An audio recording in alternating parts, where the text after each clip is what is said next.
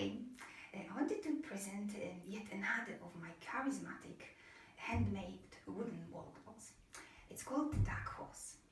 Um, it is one of the largest art pieces that I've made, as it's got 120 centimeters diameter.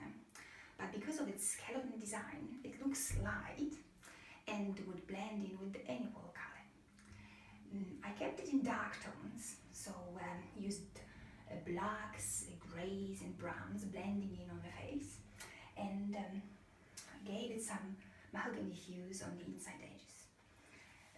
I think that this fabulous clock would be a great alternative to paintings and pictures on the walls, and could be a fantastic centerpiece in your living room or dining room.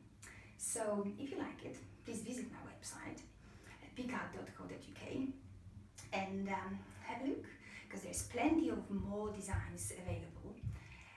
So hope you're gonna like it, and I'll see you soon.